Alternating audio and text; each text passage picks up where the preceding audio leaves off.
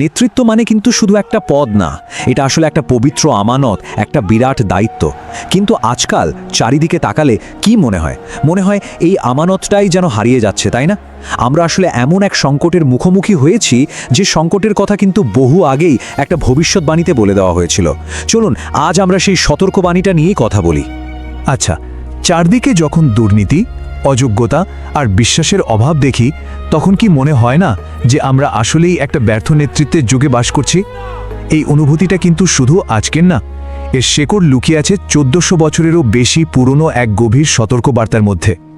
দেখুন কি শক্তিশালী একটা কথা। যখন অযোগ্যদের হাতে আমানত তুলে দেওয়া হবে, তখন কেয়ামতের অপেক্ষা করো। এটাই কিন্তু আমাদের আজকের আলোচনার মূল পয়েন্ট। এখানে অযোগ্য নেতৃত্বকে সরাসরি শেষ সময়ের একটা বড় নিদর্শন হিসেবে দেখানো হয়েছে। চলুন ব্যাপারটা আরেকটু গভীরে গিয়ে বোঝার চেষ্টা করি।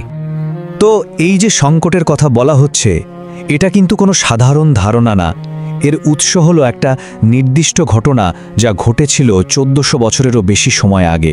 আর অবাক করা বিষয় হলো, সেই ঘটনাটা আজকের পরিস্থিতিকে যেন আয়নার মতো আমাদের সামনে তুলে ধরে।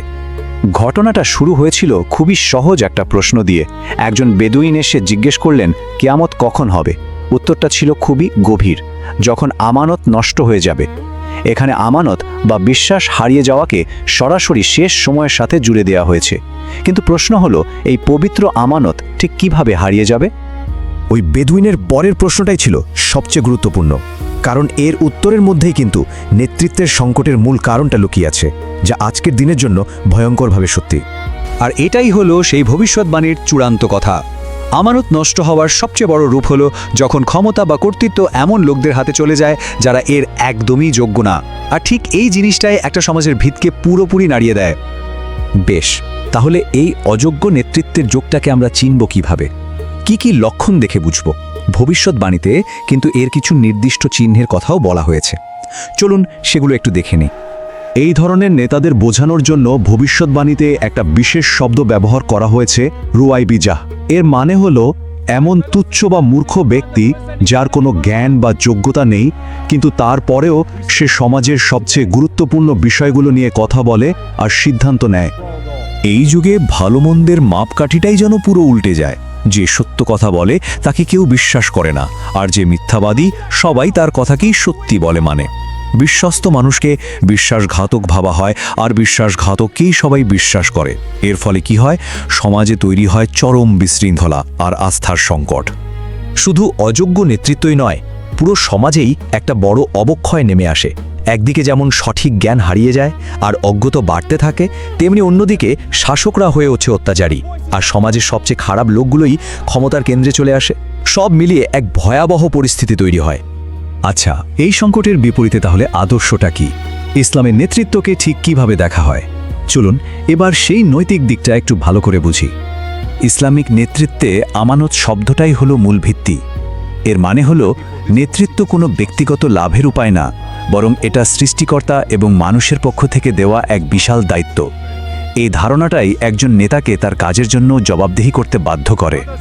একজন সত্যিকারের নৈতিক নেতার চরিত্র আসলে এই 4টা পিলারের ওপর দাঁড়িয়ে থাকে। 1. সৃষ্টিকর্তা ও জনগণের কাছে জবাবদিহিতার ভয়। 2. সবার জন্য সমান ন্যায় বিচার নিশ্চিত করা। 3. সততা। আর 4. নিজের স্বার্থের আগে অন্যের ভালোকে গুরুত্ব দেয়া। এগুলোর একটাও যদি না থাকে, তাহলে তাকে নৈতিক নেতা বলা যায় না। এই কথাটা কিন্তু দায়িত্বে থাকা নেতাদের জন্য এক বিরাট সতর্কবার্তা। এটা বারবার মনে করিয়ে দেয় যে নেতৃত্বের দায়িত্ব ঠিকমতো পালন না করার পরিণাম কতটা ভয়ঙ্কর হতে পারে। নেতৃত্বের এই ইসলামিক মডেলটা আজকালকার প্রচলিত ধারণা থেকে ঠিক কতটা আলাদা। চলুন দেখি এটা কিভাবে একটা শক্তিশালী বিকল্প হিসেবে আমাদের সামনে আসে। দেখুন, দুইটা মডেলের মধ্যে পার্থক্যটা কিন্তু আকাশ পাতাল। একদিকে আধুনিক নেতৃত্বে বেশিরভাগ সময় ব্যক্তিগত সাফল্য, টাকা পয়সা আর অল্প সময়ের লাভটাকেই বড় করে দেখা হয়, আর অন্যদিকে ইসলামিক নেতৃত্ব জোর দেয় নৈতিকতা, সবার ভালো এবং সৃষ্টিকর্তার কাছে জবাবদিহিতার মতো চিরস্থায়ী দায়িত্বের ওপর। তার মানে মূল পার্থক্যটা হলো দৃষ্টিভঙ্গিতে। ইসলামিক মডেলে একজন নেতা শুধু একজন ম্যানেজার বা প্রশাসক নন, তিনি আসলে সমাজের নৈতিক অভিভাবক। তার দায়িত্ব হলো ভবিষ্যৎ প্রজন্মের জন্য একটা ভালো সমাজ তৈরি করে যাওয়া। তো এত সব সংকটের কথা তো শুনলাম, এখন প্রশ্ন হলো এখান থেকে বেরোনোর পথটা কি? চলুন এবার সমাধানের দিকে তাকাই এবং বোঝার চেষ্টা করি এখানে আমাদের নিজেদের ভূমিকাটা ঠিক কী। এই কথাটা খুব গভীর। একটা সমাজের নেতাদের মান কিন্তু প্রায় সেই সমাজের মানুষের গড় নৈতিক অবস্থারই একটা প্রতিচ্ছবি। তার মানে পরিবর্তনটা শুরু করতে হবে আমাদের ভেতর থেকেই। যদি আমরা সত্যি ভালো নেতৃত্ব চাই তাহলে এর জন্য একটা ভালো পরিবেশ তৈরি করতে হবে। আর সেই পরিবেশ তৈরির প্রথম ধাপ হলো সঠিক জ্ঞান অর্জন করা আর নিজের চরিত্রকে আরও উন্নত করা। কারণ একটা সমাজের পরিবর্তন তো আসলে প্রত্যেকটা ব্যক্তির পরিবর্তনেরই যোগফল। এই নীতিটা কিন্তু আমাদের সবার জন্য।